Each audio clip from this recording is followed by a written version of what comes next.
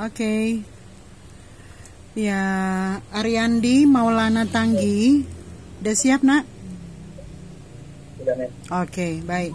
Kalau sudah siap, jadi kali ini Ariandi Maulana akan menyampaikan atau mempresentasikan materinya pada modul 6 juga tentang bagaimana mengformulasikan bahasa pada laporan hasil penelitian dan hasil kegiatan.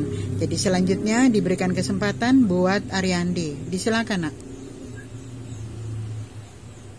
Terima kasih atas kesempatan yang diberikan. Perkenalkan, nama saya Ariandi Maulana Tanggi dari kelas 1C3.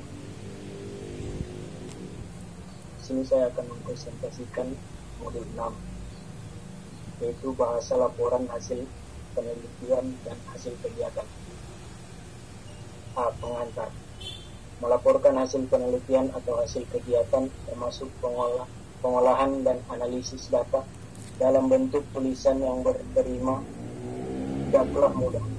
Seringkali penelitian atau pelaksana kegiatan mengabaikan pentingnya penulisan laporan, baik dari segi kebahasaan maupun dari segi ketepatan waktu pelaporan. Padahal pengabaian seperti itu merugikan karena dari segi yang pertama, apabila laporan tidak disusun dengan formalitas bahasa yang sesuai, termasuk struktur teks yang seharusnya, laporan itu akan sulit dipahami. Sehingga dari segi yang kedua, apabila penelitian atau kegiatan itu tidak segera dilaporkan, hasil-hasil dan temuan-temuan penelitian atau kegiatan tersebut tidak akan diketahui oleh berbagai pihak dengan cepat. D. Model teks laporan penelitian. Laporan penelitian dan laporan kegiatan disusun menurut struktur teks tertentu. Atas tahap oleh genre mikro yang sesuai dengan isi dan fungsi tahapan-tahapan tersebut. 1. Abstrak. Abstrak merupakan bagian yang sangat penting dalam laporan penelitian. Abstrak berfungsi secara sosial untuk menjelaskan keseluruhan isi penelitian yang meliputi 1. Masalah yang diteliti dan atau tujuan penelitian. 2. Metodologi penelitian. 3. Temuan yang dihasilkan dan pembahasan. Serta 4. Simpulan, implikasi, atau saran. 2. Pendahuluan.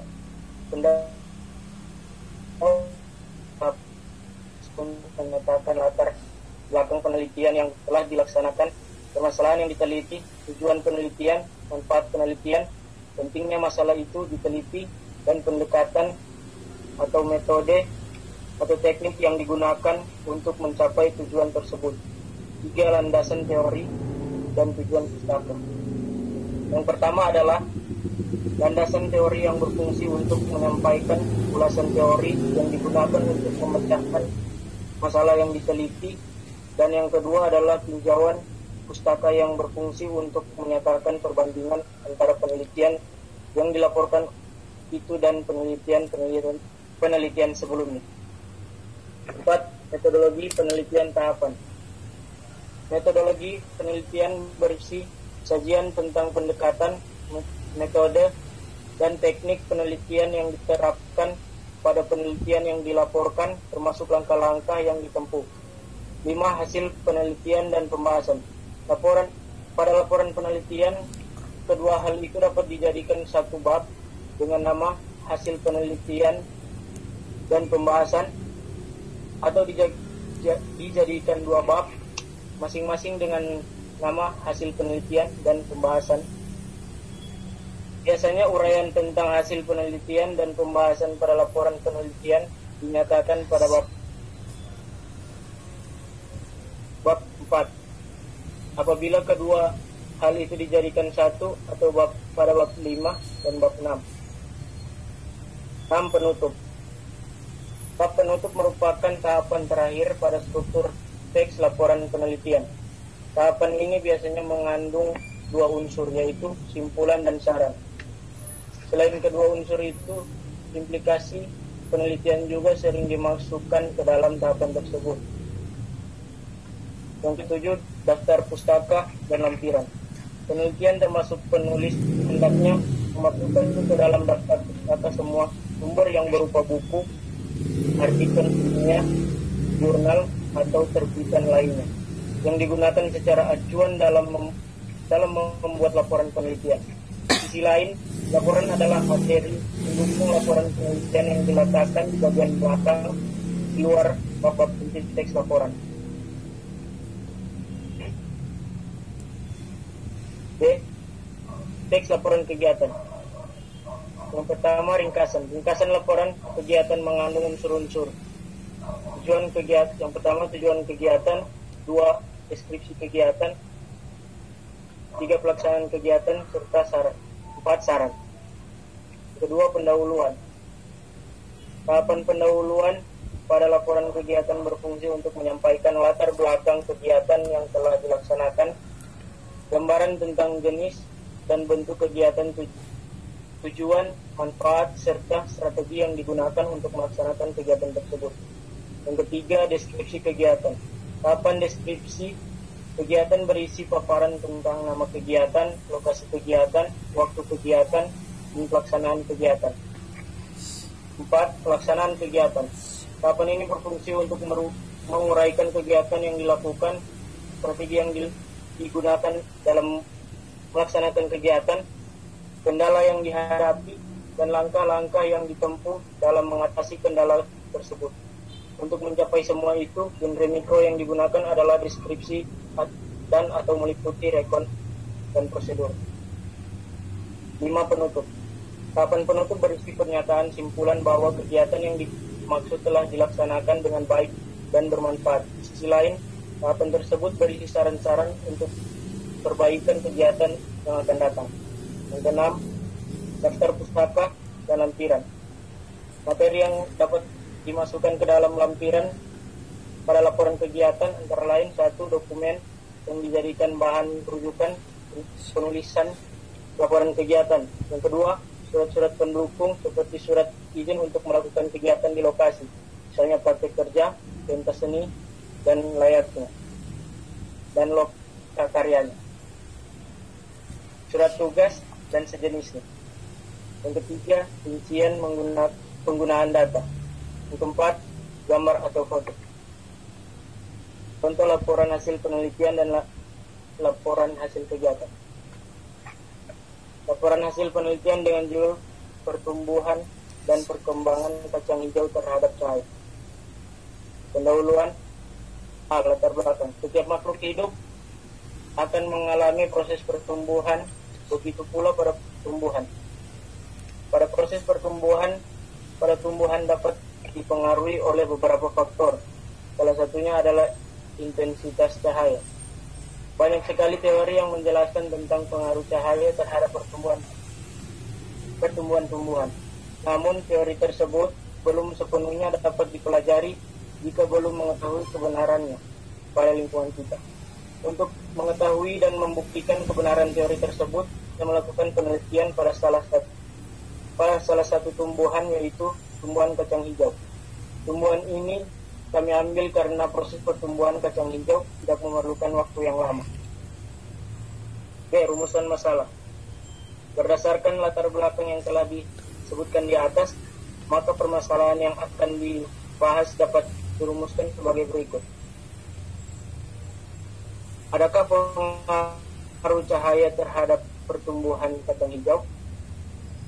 Bagaimana perbedaan pertumbuhan kacang hijau yang mendapatkan cahaya matahari langsung dan kacang hijau yang tidak mendapatkan cahaya matahari? C. Tujuan penelitian. Sesuai dengan rumusan masalah, maka tujuan dari penelitian ini adalah untuk menjawab permasalahan yang dikemukakan di depan, yaitu untuk mengetahui pengaruh yang diberikan cahaya matahari terhadap pertumbuhan kacang hijau, untuk mengetahui perbedaan tumbuhan pada kacang hijau yang terkena cahaya matahari dan tidak terkena sinar matahari langsung. B. Batasan masalah. Untuk mencegah melebarnya pembahasan masalah dan untuk menjaga agar pembahasan tetap sesuai dengan tujuan penelitian, maka pembahasan pada penelitian ini dibatasi pada hal-hal sebagai berikut. Yang pertama, pertumbuhan yang diamati terbatas hanya pada panjang batang dan kesegaran daun. Faktor lingkungan yang dianggap mempengaruhi pertumbuhan hanya faktor cahaya. Ketiga, jenis tumbuhan yang diamati adalah kacang hijau. Manfaat penelitian. Manfaat untuk penyusun. Dengan melakukan penelitian untuk menyusun karya tulis ilmiah ini dapat memberikan pengalaman khususnya untuk kami sebagai peneliti sekaligus penyusun karya tulis ini, serta mengetahui tentang pengaruh cahaya terhadap pertumbuhan dan perkembangan kacang hijau dan perbedaan pertumbuhan dan perkembangan biji kacang hijau yang diletakkan di lingkungan yang berbeda intensitas cahaya. Manfaat untuk pembaca, untuk menambah wawasan dan pengetahuan tentang pengaruh cahaya terhadap pertumbuhan dan perkembangan kacang hijau dan perbedaan pertumbuhan dan perkembangan biji kacang hijau yang diletakkan di lingkungan yang berbeda intensitas cahayanya, sehingga dapat menanam kacang hijau dengan intensitas cahaya yang tepat. Rumusan hipotesis. Yang pertama, mungkin intensitas cahaya dapat menghambat pertumbuhan dan perkembangan tumbuhan. Yang kedua, mungkin tumbuhan kacang hijau yang berada di tempat yang intensitas cahaya berbeda akan menghasilkan tinggi batang yang berbeda. Yang ketiga, mungkin tumbuhan di tempat gelap akan lebih tinggi daripada di tempat terang.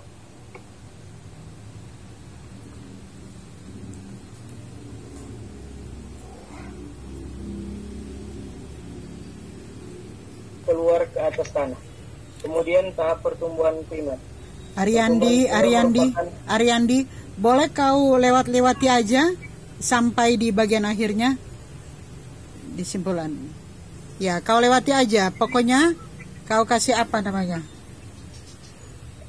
Simpulan dari hasil penelitian pengaruh faktor cahaya terhadap pertumbuhan dan perkembangan biji kacang hijau, dapat disimpulkan bahwa cahaya dapat mempengaruhi proses pertumbuhan dan perkembangan tanaman. Proses pertumbuhan dan perkembangan tumbuhan membutuhkan cahaya, namun banyak sedikitnya cahaya yang dibutuhkan tiap tumbuhan berbeda-beda. Begitu pula dengan tumbuhan kacang hijau. Dari penelitian yang telah dilakukan terhadap pertumbuhan dan perkembangan biji kacang hijau yang diletakkan di tempat gelap dan terang akan mempunyai perbedaan. Biji kacang hijau yang terkena cahaya matahari secara langsung atau terang, pertumbuhannya lebih lambat, daunnya lebar dan tebal, berwarna hijau, batang tegak dan kokoh. Sedangkan biji kacang hijau yang tidak terkena cahaya matahari atau gelap, pertumbuhannya lebih cepat, tinggi atau etiolasi. Daunnya tipis, berwarna pucat dan batang melengkung, tidak kokoh. Hal ini terjadi karena cahaya memperlambat atau menghambat kerja hormon auksin dalam pertumbuhan meninggi atau primer. Sehingga dapat disimpulkan bahwa hipotesis yang telah dibuat sebelumnya telah benar. B. Saran. Sebaiknya percobaan dilakukan dalam waktu yang lebih lama agar terlihat lebih jelas dan lebih detail dalam menentukan perbedaan antara tumbuhan yang berada di tempat terang dan berada di tempat gelap. Laporan hasil kegiatan. Dengan judul Pemberian pupuk organik terhadap tanaman. Pendahuluan, latar belakang. Penyuluhan pertanian pendahuluan. Pertama, latar belakang, tujuan laporan kegiatan, waktu dan tempat, serta pelatihan, materi pelatihan, dan hasil dan pembahasan. Terakhir, penutupan. Sekian presentasi dari saya. Terima kasih. Ya, baik. Terima kasih. Ya, salam mereka literasi, Tanggi Ariandi.